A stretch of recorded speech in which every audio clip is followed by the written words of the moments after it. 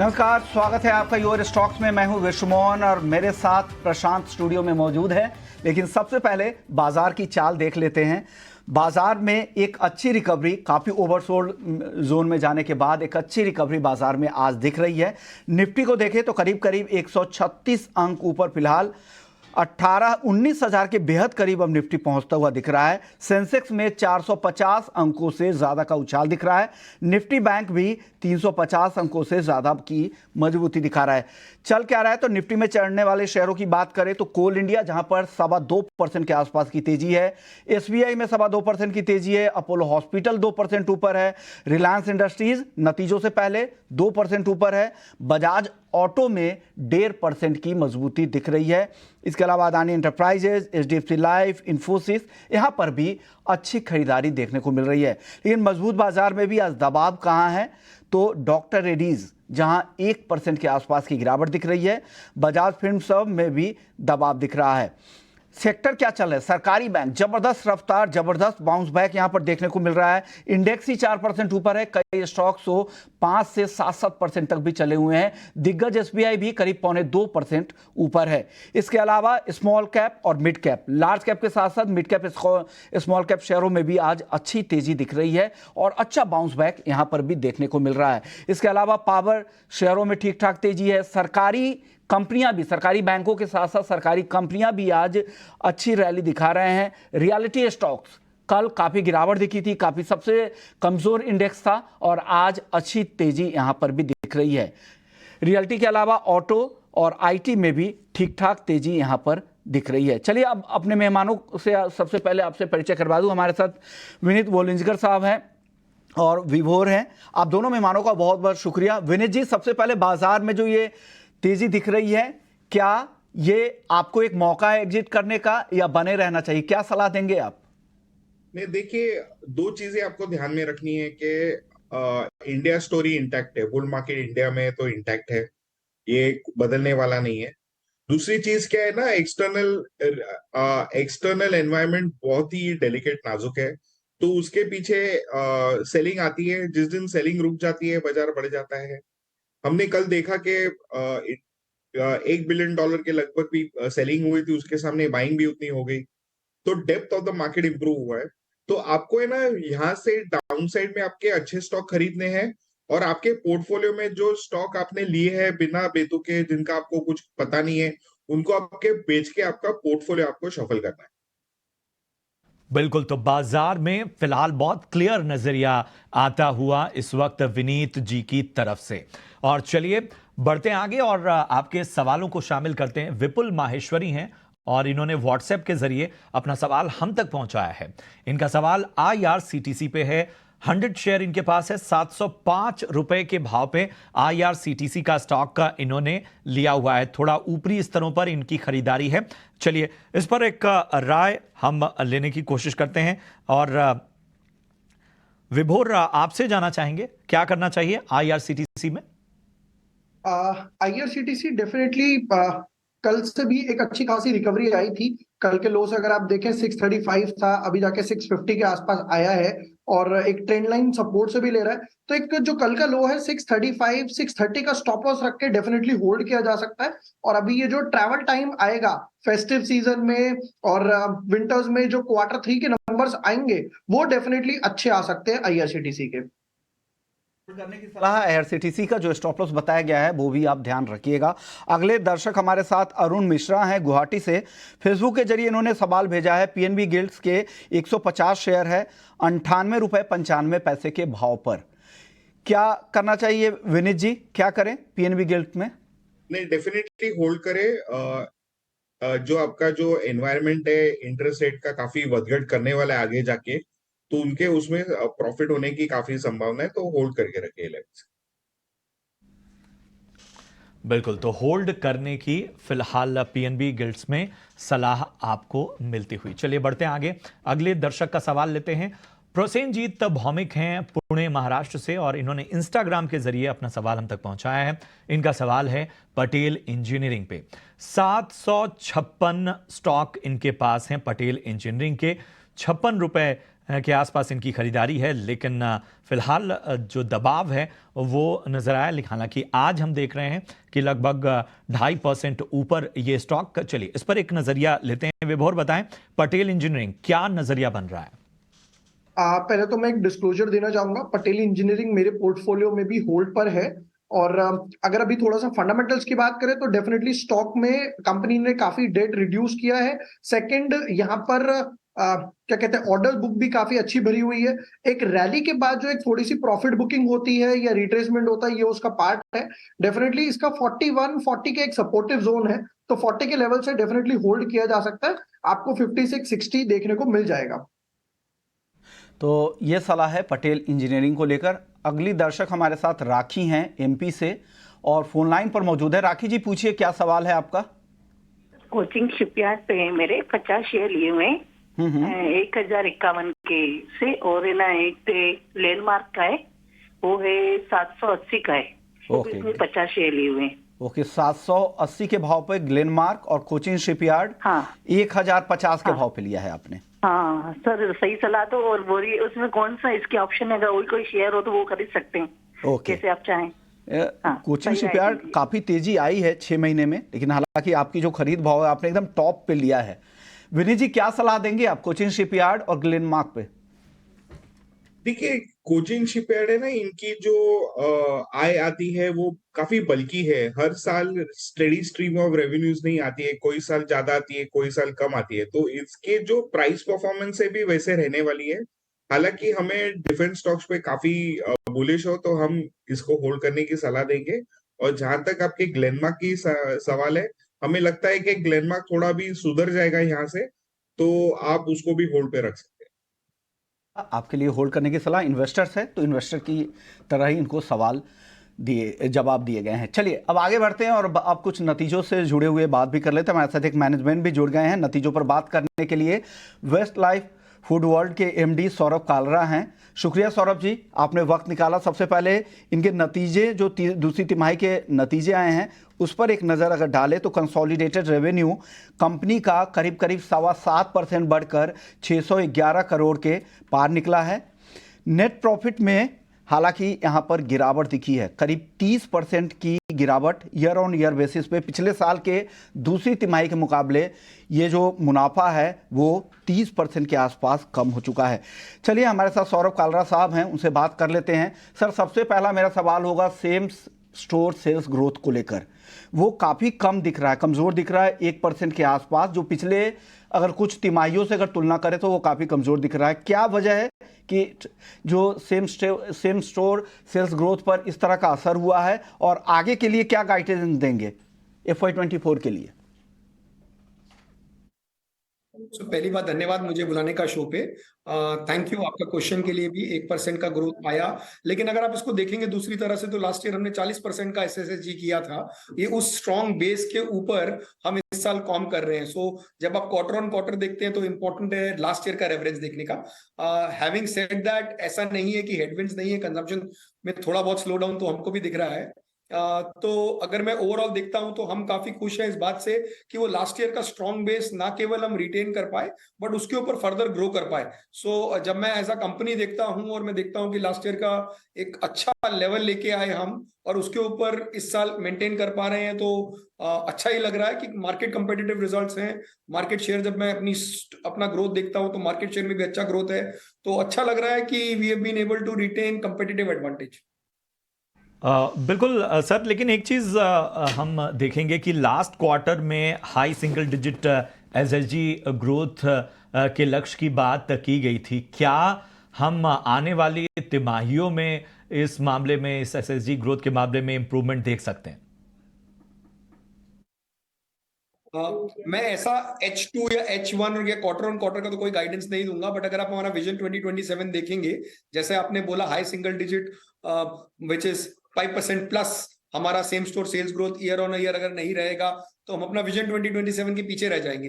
तो ऐसा हमारा कोई प्लान नहीं है, हमने वो गाइडेंस बिल्कुल चेंज नहीं किया है। और अगर आप देखेंगे हम काफी कमिटेड है अपनी स्ट्रैटेजी के लिए और अभी तक काम किया है इस स्ट्रैटेजी ने।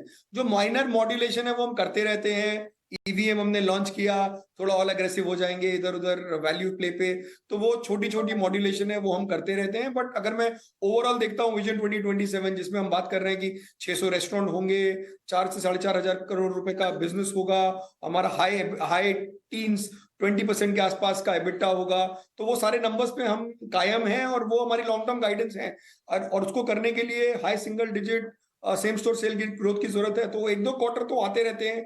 अगर हम लास्ट 5 साल भी देखेंगे तो 1-2 क्वार्टर क्या 1-2 साल भी काफी टफ थे और उसके बाद हमने रिकवर किया। तो ये तो चलता रहता है, बिजनेस है, बिजनेस की साइकिल्स होती हैं। कंजम्पशन इंडिया में भी बिल्कुल लीनियर ग्रोथ नहीं होती, तो ऊपर नीचे चलता रहता है। हम लेकिन जैसा मैंने बोला कि लास्ट ईयर के एक बहुत स्ट्रॉन्ग बेस को रिटेन कर पाए, हमारे लिए फाउंडेशनली बहुत इंपॉर्टेंट था ये, और उससे ही हम काफी खुश हैं कि we have been able to retain it और अब इसके आगे बढ़ना है।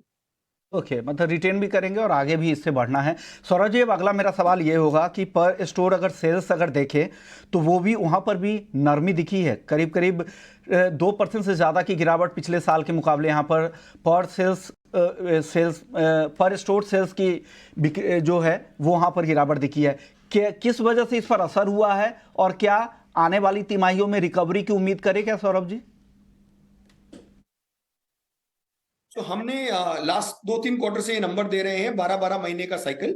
सो ऑब्वियसली आप लोगों के पास सारे नंबर नहीं होते कि कौन सा स्टोर 31 तारीख को खुला, कौन सा स्टोर 30 तारीख को खुला। तो अगर हम नंबर देखते हैं एवरेज यूनिट वॉल्यूम के, तो 7% की बढ़ोतरी है 12 मंथ्स, ट्रेलिंग 12 मंथ्स के अगर रिजल्ट्स आप कंपेयर करेंगे और 2 साल के, तो उसमें मुझे कुछ ऐसा आउट ऑफ नॉर्मल कुछ नहीं नजर आ रहा है। इनफैक्ट अच्छी ग्रोथ है इफ अगर मैं ट्रेलिंग 12 मंथ देता हूं, बिकॉज फूड बिजनेस थोड़ा बहुत सीजनल रहता है। जैसे दिसंबर काफी अच्छा महीना होता है, छुट्टियों गर्मियों की छुट्टियों में ज्यादा अच्छा सीजन में सेल होती है। तो अगर मैं 12-12 महीने के एवरेजेस देखूंगा तो 7% अप है। आई डोंट सी ऐसा कोई प्रॉब्लम ऑन एवरेज यूनिट। बिल्कुल। सर, एक चीज़ और बताइए कि जो फूड इन्फ्लेशन रहा इस क्वार्टर में, उसने मार्जिन पर असर भी डाला। क्या आप आगे जो है वो ट्रेंड देख रहे हैं, और जो मार्जिन आउटलुक है, जो आपका लक्ष्य था, वो क्या उस लक्ष्य को आप अचीव कर पाएंगे? क्या नजरिया उस पर बन रहा है? सिर्फ इन्फ्लेशनरी प्रेशर रहते हैं, लेकिन अगर मैं देखूंगा इसको, अगर आप प्री कोविड एरा से कंपेयर करेंगे तो ये नॉर्मल था। 6 से 7% फूड इन्फ्लेशन एक नॉर्मल सी है इंडिया में। अगर आप 20-25 साल के लॉन्ग टर्म ट्रेंड देखेंगे तो we are back to the normal cycle. ऐसी कोई दिक्कत की बात नहीं है इसमें। आई थिंक जितनी भी कंपनियों ने ऑपरेट किया है over long period of time, this is usual inflation, it is nothing unusual. Covid के इमीडिएटली बाद एक बहुत बड़ा स्पाइक आया था, अगर मैं उसको हटा दूं तो ये तो काफी नॉर्मल है। सीजनल प्राइसेस इंक्रीज हैं जो नॉर्मली हर सीजन में होते हैं। ऐसा कुछ आउट ऑफ नॉर्मल तो मुझे कुछ ऐसा स्पेशल दिखा नहीं इस साल। इनफैक्ट इफ एनीथिंग काफी जगह पे हमको एडवांटेज मिले हैं लॉन्ग टर्म कॉन्ट्रैक्ट करने का, एटसेट्रा। बिल्कुल, बहुत बहुत शुक्रिया करेंगे सौरभ जी आपका हमसे जुड़ने के लिए और इस खास चर्चा के लिए। चलिए, अब जरा वेस्ट लाइफ फूड वर्ल्ड पर एक राय भी ले लेते हैं। विनीत जी, नतीजों को देखें और जो मैनेजमेंट की कमेंट्री है उन सब को अगर ध्यान में रखें तो वेस्ट लाइफ फूड वर्ल्ड, क्या आपकी राय बनेगी? लगता है कि फूड इन्फ्लेशन काफी बढ़ जाएगा। Global environment is not very conducive for pairing down of food inflation. तो ये मार्जिन को थोड़ा हर्ट करेगा और ये ट्रेंड जारी रहेगा जो चल रहा है। तो हम सोचते हैं कि थोड़ा सा डिस्काउंट ही करना चाहिए मैनेजमेंट के एक्सपेक्टेशंस को, और अपनी राय बनाए शेयर लेने के पहले। ठीक, बात कर लेते हैं ऑप्शंस के चैंपियन की, और बताने के लिए हमारे साथ एंजल वन की स्नेहा सेठ फोन लाइन पर मौजूद है। स्नेहा, ऑप्शंस में आज कहाँ मौके दिख रहे हैं आपको? आज इंडिविजुअल काउंटर्स में देखें तो रिलायंस मुझे काफी अच्छा लग रहा है। आज मार्केट में थोड़ी रिकवरी है और 19,000 के ऊपर ऑलमोस्ट ट्रेड कर रहा है। तो ओवरऑल मार्केट थोड़ा सा ओवरसोल्ड भी था, और रिलायंस अगर आप देख सकते हैं जो अपमूव दिखी थी प्रीवियसली, उसके एग्जैक्टली 61.8% के रिट्रेसमेंट से ये काउंटर रिकवर कर रहा है। तो मेरा मानना है कि यहाँ से थोड़ी तेजी के लिए एक रिस्क रिवॉर्ड रेशियो भी काफी अच्छा है। आई वुड सजेस्ट कि यहाँ पे आप 2300 की जो कॉल है वो बाय करें। 40-42 के रेंज में बाय करना है। स्टॉप लॉस इसमें 24 का रहेगा, टारगेट इसमें 72 तक के रहेंगे। छोटा सा जवाब दीजिएगा, आज नतीजे भी आने वाले हैं, क्या इस ऑप्शंस की जो रणनीति आप बता रही से कैरी करे या आज काट कर जाएं? मेरा मानना है कि आज के लिए ही ये ट्रेड रहेगा, तो आई थिंक इसे आज के लिए ही करें। और जो एज पर दी स्टॉप लॉस जो हमने जो स्टॉप लॉस दिया उसके हिसाब से आप जो लॉस हो सकता है that is 4,500 strictly stop loss लगा के ट्रेड करें। तो आई थिंक यहाँ पे आप मतलब आपका जो एटलीस्ट लॉसेस ज्यादा नहीं रहेंगे। और जो टारगेट भी मेंशन किए है 72 तक के, अगर यहाँ से एक मोमेंटम आता है बिफोर दी रिजल्ट अनाउंसमेंट तो एक अच्छी तेजी आके आप 72 तक के लेवल्स भी देख सकते हैं।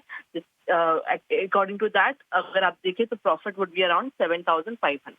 प्रिय स्नेहा, बताने के लिए 2300 के स्ट्राइक की रिलायंस इंडस्ट्रीज की कॉल खरीदने की सलाह है, लेकिन जो स्टॉप लॉस और टारगेट बताए गए हैं उसका भी ध्यान जरूर रखिएगा। लेकिन चलिए जाते जाते डिस्क्लेमर भी बता दूं कि 90% ट्रेडर जो होते हैं 10 में से 9 लोगों को एफएनओ ट्रेडिंग में नुकसान होता है। एफएनओ ट्रेडिंग पर यह रिस्क डिस्क्लोजर आपको बताना बेहद जरूरी है। ये कौशल मिश्रा हैं बिहार से, उन्होंने व्हाट्सएप के जरिए अपना सवाल हम तक पहुंचाया है और इनका सवाल है CESC पर। जी हाँ, CESC लिमिटेड के इनके पास 3014 शेयर हैं, 94 रुपए के आसपास इन्होंने खरीदारी की है। फिलहाल 10 रुपए नीचे ये स्टॉक का इनके एंट्री पॉइंट से। चलिए इस पर एक राय ले लेते हैं। बताएं विनीत जी, क्या करना चाहिए CESC लिमिटेड में? देखिए, आप अपना जो पावर सेक्टर है ना, काफी ग्रोथ प्रोस्पेक्ट्स है इसके, और हमें लगता है कि CESC एक अच्छा शेयर है। इसको नई ज्योग्राफीज मिल रही है, तो हमें लगता है आप इसको होल्ड करके रखिए। थोड़ा बाजार गिरा जरूर है, लेकिन हमें लगता है कि ये सेक्टर है ना काफी आउट परफॉर्म करेगा आने वाले दिनों। ठीक है, तो एक बेहतर नजरिया, अच्छे संकेत और अच्छा स्टॉक का CESC, इस पर नजरिया आता हुआ विनीत जी की तरफ से। बढ़ते हैं आगे। अंकित हैं भोपाल से, व्हाट्सएप से इन्होंने अपना सवाल हम तक पहुंचाया है। इंडियन ओवरसीज बैंक के 660 शेयर इनके पास हैं, 41 रुपए के भाव पे इन्होंने खरीदारी की है। फिलहाल जो है इनके पास के आसपास ही ये स्टॉक है। इस पर एक राय हम ले लेते हैं। विभोर बताएं क्या करना चाहिए? आईओबी में डेफिनेटली एक रनअप के बाद अगर आप लास्ट 2-3 महीने में ही देखेंगे 26 से लेकर 50 तक गया, ऑलमोस्ट डबल हो गया। उसके बाद एक छोटा सा प्रॉफिट बुकिंग करेक्शन आया है, बट लास्ट 4 दिन से देखेंगे तो 37 का लो ब्रेक नहीं हुआ। 23 अक्टूबर को भी 37 लगा, फिर वापस 37, वापस 37 के आसपास। तो 37-36 के आसपास एक अच्छा खासा रिबाउंड होकर वापस ऊपर जाने का ट्राई कर रहा है। तो 36 का एक बफर रख के, स्टॉप लॉस रख के डेफिनेटली होल्ड किया जा सकता है और वापस से एक 46 पे जो गैप थोड़ा सा छोड़कर आया है वापस से फिल करने के लिए ऊपर जा सकता है।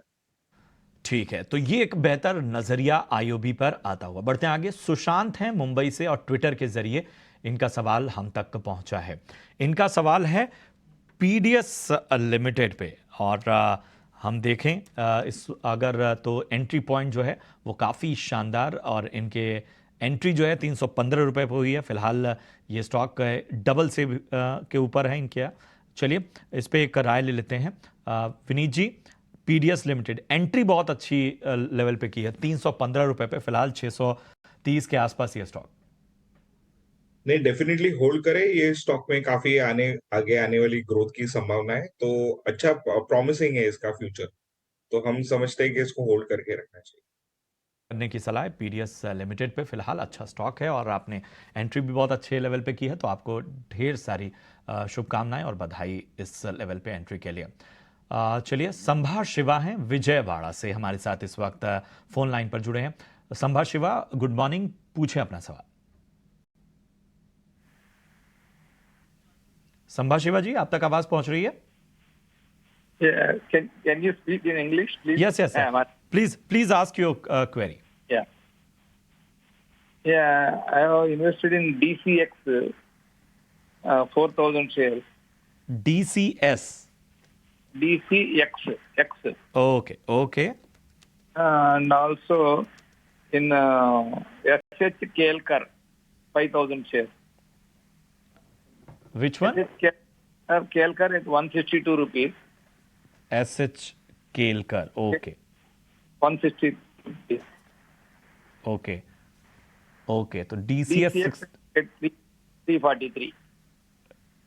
343. 343. Okay. What should I do?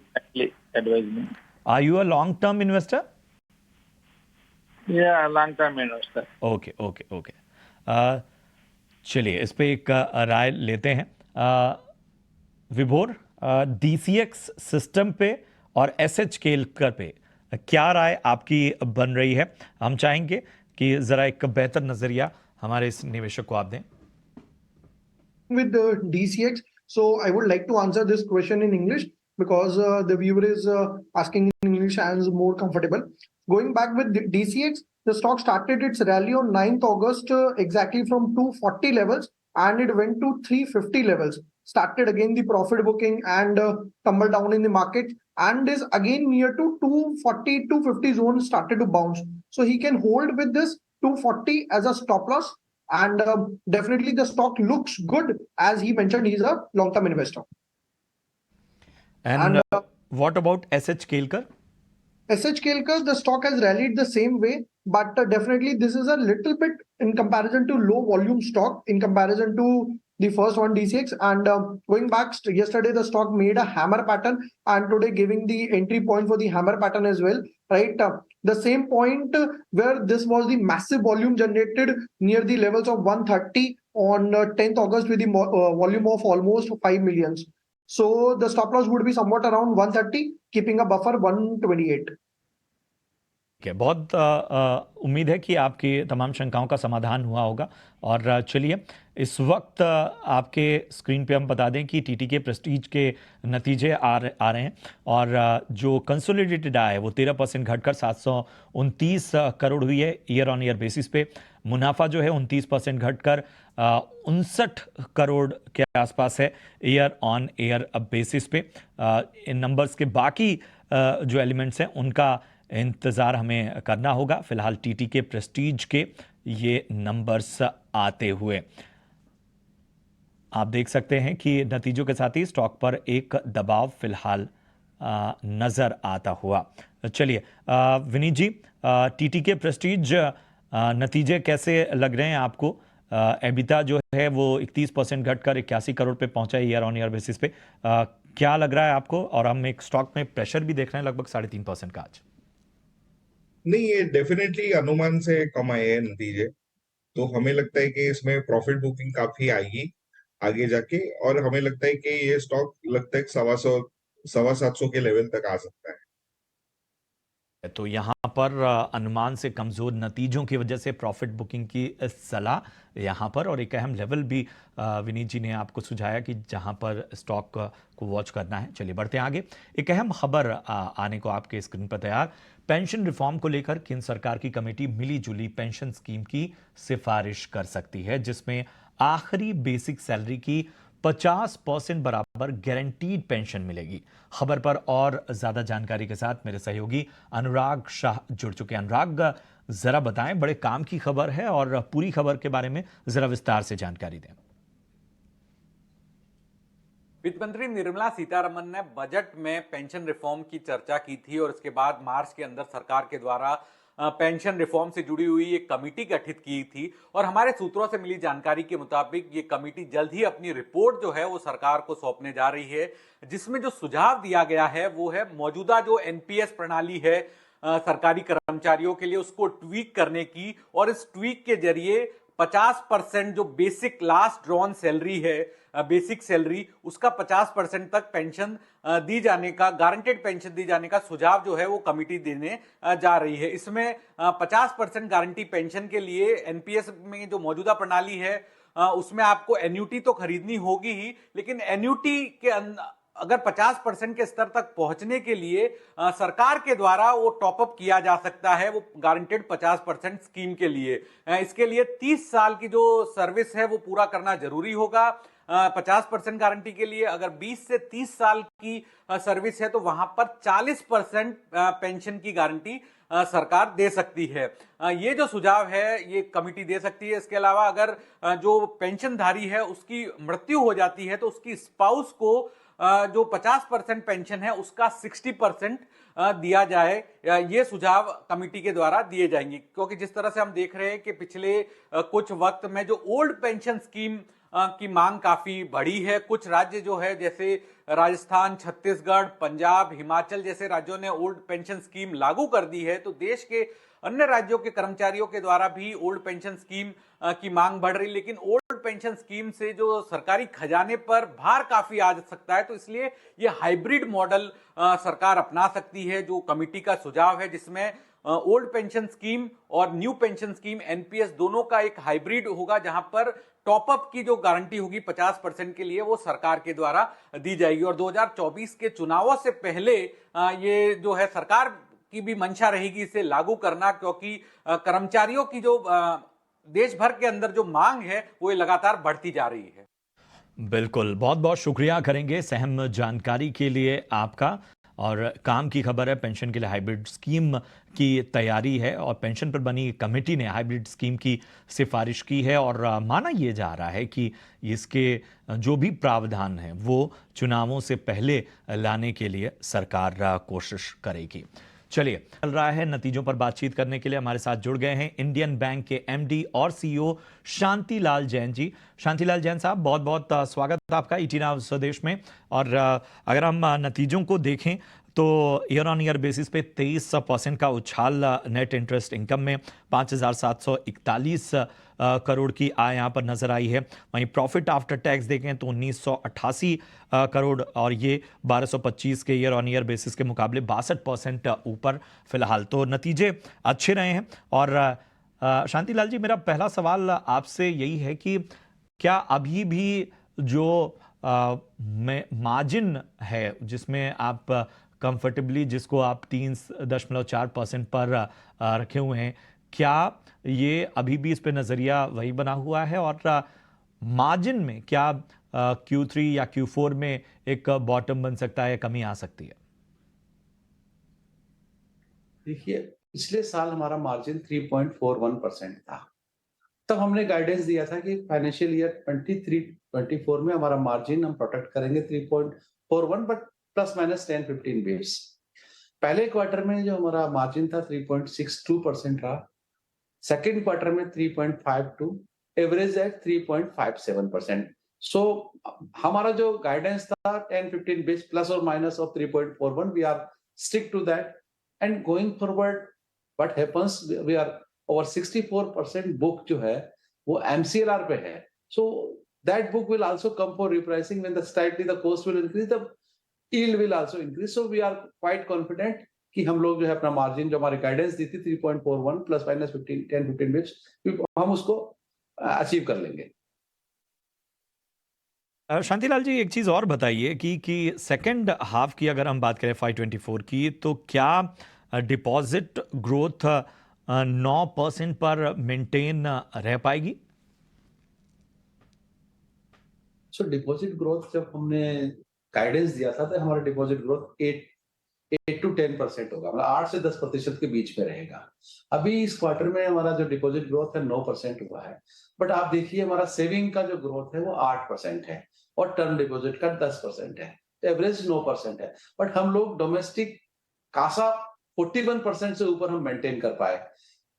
हम गोइंग फॉरवर्ड हमारा इंडिविजुअल यही रहेगा कि हम ये 41% कासा को हम मेंटेन पाए और ग्रोथ जो है हमारा टर्म डिपॉजिट में भी हो और इसमें कासा पार्ट में भी हो, सो हमारा कॉस्ट ऑफ डिपॉजिट भी अंडर कंट्रोल में रहेगा। So we have taken adequate steps and और आवर इंडिविजुअल्स ऑलवेज, हमारा यही प्रयास रहेगा कि हम जो है 8 से 10% के बीच की ग्रोथ करें in the current financial year. बिल्कुल सर, लेकिन इस बार स्लिपेज भी देखने को मिला है जिसमें 570 करोड़ का कॉर्पोरेट स्लिपेज इसमें शामिल है। क्या कोई स्पेसिफिक अकाउंट है या फिर किसी तरह की चिंता है, या आप मानते हैं कि ये बस एक बार की का है? ये जो एक अकाउंट में हमारा 308 करोड़ का एक्सपोजर आउटस्टैंडिंग था वो हमारा स्लिप हुआ उड़ीसा में। अदरवाइज आप देखेंगे कि हमारा जो SMA है मोर देन 5 करोड़ वाला वो कम हुआ है सितंबर में जून से। हमारी जो कलेक्शन एफिशिएंसीज है 95% है। सो ये जो कुछ एक आध दो अकाउंट है इसकी वजह से ये प्रॉब्लम है, तो गोइंग फॉरवर्ड इसको वन ऑफ ही मानिए, अदरवाइज हमारा एसेट क्वालिटी बेटर है। और आप दूसरी बात हमने कहा था जब स्टार्ट हुआ था कि हमारा रिकवरी बेटर होगा हमारे स्लिपेज से, तो आप देखिए हमारा रिकवरी बेटर है। बहुत बहुत शुक्रिया करेंगे शांतिलाल जी इस खास बातचीत के लिए। आगे के लिए आपको शुभकामनाएं। और फिलहाल इस बुलेटिन में इतना ही, इस शो में इतना ही। आगे हम